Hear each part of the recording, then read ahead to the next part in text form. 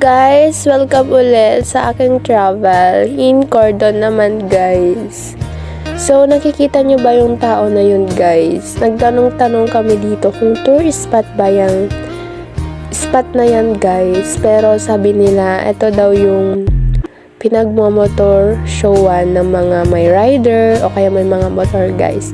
Dito daw sila tumatambay guys. Kaso nung pumunta kami wala sila guys.